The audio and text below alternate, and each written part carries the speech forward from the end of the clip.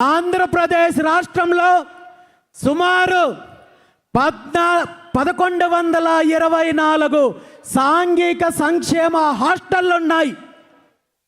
ఈ హాస్టల్లో బీసీ సామాజిక వర్గాలకు సంబంధించిన విద్యార్థులు 1వ తరగతి నుండి 10వ తరగతి ఇంటర్మీడియట్ వరకు చదువుకునే వేలాది మంది విద్యార్థులు ఈ హాస్టల్స్లో ఉంటూ చదువుకునే పరిస్థితి ఉంటే ఇప్పటి వరకు ఏ ఒక్క ప్రభుత్వము వీళ్ళ యొక్క సంక్షేమం గురించి పట్టించుకున్న పాపాన పోయారా అని చెప్పి ఈ సందర్భంగా అడుగుతున్నాను.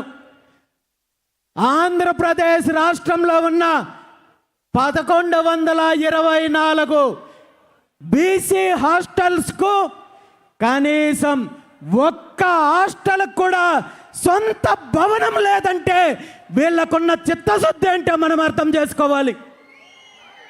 ఈరోజు ప్రభుత్వాలు గత కొన్ని రోజుల క్రితమే మనం చూసాము 3,32,000 కోట్లు ఏదైతే ప్రవేశపెట్టారో బడ్జెట్ ప్రవేశపెట్టారో ఇందులో బీసీ విద్యార్థులు భావి భవిష్యత్తుని నిర్ణయించే యువతకు విద్యార్థులకు భవనాలు కట్టించడానికి మీకు నిధులు లేవా అని చెప్పి ఈ సందర్భంగా నేను ముఖ్యమంత్రి చంద్రబాబు నాయుడు గారిని అడుగుతున్నాను. అదేవిధంగా ఈరోజు అద్దె భవనాల్లో ఉంటూ చిన్న చిన్న గదుల్లో ఒక్కొక్క గదిలో 20-30 మందిని కనీసము ఏదో కోళ్ళలాగానో లేదా పశువుల్లాగో వాళ్ళని ట్రీట్ చేసే పరిస్థితి ఉంది. కనీస సౌకర్యాలు కల్పించడం లేదు. కనీసము ఈ విద్యార్థులకు పౌష్టికాహారమైన అందిస్తున్నారా అంటే ఒక్కొక్క విద్యార్థికి ప్రభుత్వం అందిస్తున్న మెస్ ఛార్జెస్ ఎంతో మీకు తెలుసా? ఒక్క పూటకే ఎవరికైనా తెలుసా? మన బిడ్డలు వేలాది మంది బిడ్డలు ఈరోజు బీసీ హాస్టల్స్లో చదువుకుంటున్నారు. వాళ్ళకు ప్రభుత్వము ఉచిత వసతి ఆహార సౌకర్యం అందిస్తున్నారంటూ ప్రగల్భాలు పలికే ఈ ప్రభుత్వాలు ఈ నాయకులు మన బిడ్డలకు అందించే ఆహారం విలువెంతో మీకు తెలుసా? ఒక్కో పూటకి కేవలం 13 రూపాయలు మాత్రమే అందిస్తున్నారు. 13 రూపాయలతో ఒక్క పూట భోజనం ఎక్కడైనా దొరుకుతుందా?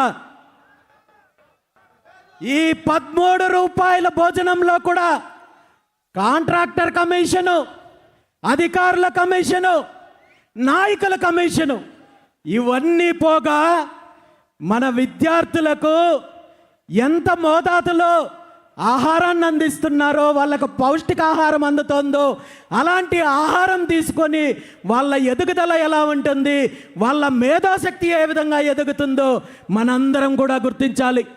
ఈరోజు ముఖ్యమంత్రి చంద్రబాబు నాయుడు గారిని, విద్యాశాఖ మంత్రి నారా లోకేష్ నాయుడు గారిని ఒక్కటే అడుగుతున్నాను. మీ అందరి సమక్షంలో ఈ రాష్ట్రంలో ఉన్న బీసీలందరి తరపున ఒక్కటే అడుగుతున్నారు. మీకు కూడా ఒక అబ్బాయి ఉన్నాడు, ఒక కొడుకున్నాడు, చంద్రబాబు నాయుడు గారి మనమడున్నాడు. మీ మనమన్నే ఈ రాష్ట్రంలో ఉన్న 1124 హాస్టల్స్లో ఎక్కడైనా సరే ఒక్క హాస్టల్లో చేర్పించి వారం రోజులు కేవలం వారం రోజులు మీ మనమన్ని ఈ హాస్టల్లో పెడితే వారం రోజుల తర్వాత మీ మనమడు మీ దగ్గరకు వచ్చి తాతయ్య ఈ హాస్టల్లో వసతి సదుపాయం చాలా అద్భుతంగా ఉంది, ఆహారం చాలా అద్భుతంగా ఉంది అని మీకు చెప్పినట్టయితే దీనిపైన మీరు ఎటువంటి చర్యలు తీసుకోవద్దు, మీకు సన్మానం చేస్తాము అని ఈ సందర్భంగా తెలియజేస్తూ, అలా కాదు అంటే ఇప్పటికైనా కళ్ళు తెరిచి ఏ వేల మంది విద్యార్థులు భవిష్యత్తును నిర్ణయించే సాంఘిక సంక్షేమ హాస్టళ్లను వెంటనే సొంత భవనాలు నిర్మించాలి. వీళ్ళ మెస్ ఛార్జెస్, వీళ్ళ సౌకర్యాలను వెంటనే సమీక్షించి పరిస్థితులను మెరుగుపరచాలని చెప్పి ఈ సందర్భంగా ముఖ్యమంత్రి చంద్రబాబు నాయుడు గారికి, విద్యాశాఖ మంత్రి నారా లోకేష్ గారికి డిమాండ్ చేస్తున్నాను. అమ్మా నారా బ్రాహ్మణి గారు, మీరు నన్ను క్షమించాలి. నేను ఈ మాట ఎందుకన్నానంటే మీ బిడ్డను కష్టపెట్టాలో లేదా మీ బిడ్డని బాధ పెట్టాలో అని కాదు. వేలాది మంది మా బిడ్డల యొక్క కష్టము మీకు తెలియాలనే నేను చెప్తున్నాను తప్ప మీ బిడ్డను బాధ పెట్టాలని కాదు. ఇప్పటికైనా ముఖ్యమంత్రి గారు కళ్ళు తెరవాలని చెప్పి ఈ సందర్భంగా తెలియజేస్తున్నాను. పాఠశాల విద్య పూర్తి అయితే ఈ రాష్ట్రంలో విద్యా వ్యవస్థ ఎలా ఉందో మనకు తెలుసు. ఈరోజు బీసీ బిడ్డలు కార్పొరేట్ కాలేజీల్లో, కార్పొరేట్ సంస్థల్లో చదువుకునే పరిస్థితి లేనప్పుడు ప్రభుత్వ పాఠశాలల్లో, చిన్న చిన్న ప్రైవేటు కళాశాలల్లో, ప్రభుత్వ కళాశాలల్లో ఇంటర్మీడియట్, డిగ్రీ లాంటి కోర్సులు చేయడానికి జాయిన్ అవుతుంటే ఇక్కడ విద్యా ప్రమాణాలు సరిగా లేకపోవడము ఒక ఎత్తు అయితే, విద్యార్థులకు కావలసిన సౌకర్యాలు లేకపోవడం మరో ఎత్తు అయితే, అంతకంటే ప్రమాదకరమైన విషయం ఏమంటే ఈరోజు మన భావితరాల భవిష్యత్తు, దేశానికి వెన్నెముక యువత అని చెప్పుకునే మనము, మన యువత ఒక ప్రమాదకరమైన స్టేజ్కి వెళ్తున్నారు. ఒక విషపు వలయంలో చిక్కుకుంటున్నారు. అదే మారక ద్రవ్యాలు, డ్రగ్స్ ప్రపంచం ఈరోజు రాష్ట్రంలో ఎలా ఉంది అంటే, ఒకప్పుడు కేవలము సిటీలకు, పబ్బులకు పరిమితమైన డ్రగ్స్, గంజాయి, మారక ద్రవ్యాలు ఈరోజు ఆంధ్రప్రదేశ్ రాష్ట్రంలో విచ్చలవిడిగా చాక్లెట్లు, బిస్కెట్లు అమ్మినట్టు ప్రతి ప్రాంతంలోనూ అమ్ముతున్నారు. ప్రతి ప్రాంతంలోనూ గంజాయి లభిస్తోంది, డ్రగ్స్ లభిస్తోంది. వీటి వల్ల ముఖ్యంగా నష్టపోతున్నది వీటి యొక్క విషపు కోరల్లో చిక్కుకొని ఆరోగ్యాన్ని, జీవితాన్ని, భవిష్యత్తుని నాశనం చేసుకుంటున్నది మన బహుజన బిడ్డలనే విషయాన్ని ఈ సందర్భంగా తెలియజేస్తున్నాను. అధికారంలో ఉన్న వాళ్ళు వీళ్ళ బిడ్డలను ఇలాంటి పరిస్థితులు ఉన్నాయి కాబట్టి విదేశాల్లో చదివించుకుంటున్నారు, పక్క రాష్ట్రాలకు తీసుకెళ్ళి చదువుకుంటున్నారు.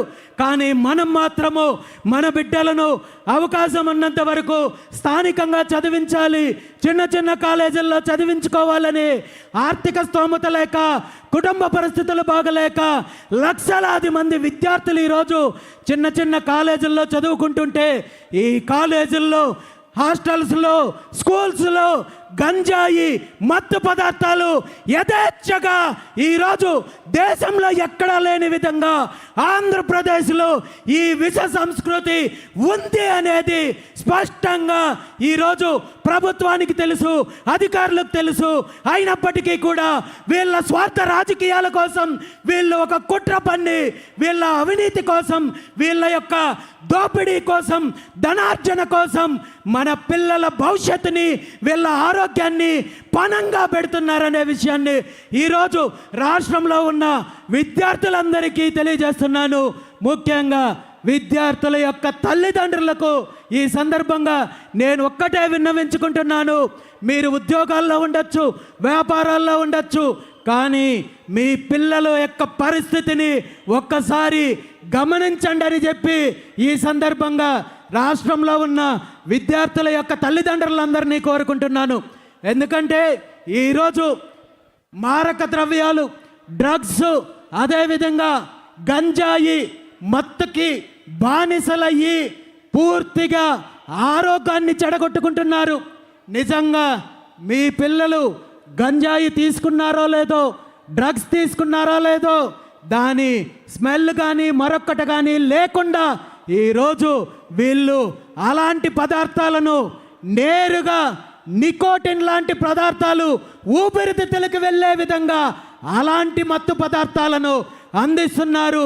మీకు వాసన బట్టో, ప్రవర్తన బట్టో తెలిసే అవకాశం లేదు. కానీ ఈ విషపు వలయంలో మీ పిల్లలు చిక్కుకున్నట్టయితే ఖచ్చితంగా ఒక 10 సంవత్సరాలు దాటిన తర్వాత ఈ రాష్ట్రానికి సంబంధించిన యువత పూర్తిగా heart complaints, lungs complaints, liver complaints, ఈ విధంగా ఆరోగ్యాన్ని చెడగొట్టడంతో పాటు పూర్తిగా వాళ్ళ భవిష్యత్తు నాశనం అవుతుంది. కాబట్టి ఇప్పటికైనా ఇది ప్రభుత్వం ఏదో కట్టడి చేస్తుంది, చంద్రబాబు నాయుడు గారు ముఖ్యమంత్రి మరొకరు దీని మీద చర్యలు తీసుకుంటారనే నమ్మకం నాకైతే లేదు. కానీ విద్యార్థుల తల్లిదండ్రులు మాత్రము జాగ్రత్తగా ఉండాలి, మీ పిల్లల యొక్క ఆరోగ్యాన్ని కాపాడుకోవాలి, వారి భవిష్యత్తుని కాపాడుకోవాలని చెప్పి ఈ సందర్భంగా తల్లిదండ్రులకు తెలియజేస్తూ, మరీ ముఖ్యంగా మాతృమూర్తులకు ఒక్క విషయం తెలియజేస్తున్నాను.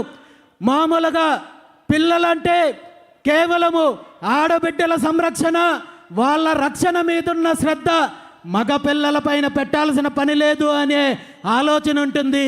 ఈ ఆలోచన కరెక్ట్ కాదు. ఆడబిడ్డలకి ఎంత ప్రమాదం ఉందో మగ బిడ్డల యొక్క భవిష్యత్తుకి, వారి ఆరోగ్యానికి అంతకంటే ఎక్కువ ప్రమాదం ఉంది. కాబట్టి మాతృమూర్తులు మీ కొడుకులు ఏం చేస్తున్నారు, ఎక్కడ తిరుగుతున్నారు అనే విషయాన్ని గమనించాలి. వీళ్లకు మీరు మాట్లాడండి, మీరు ధైర్యాన్ని నింపండి, మీరు నిజాయితీగా పెంచండి.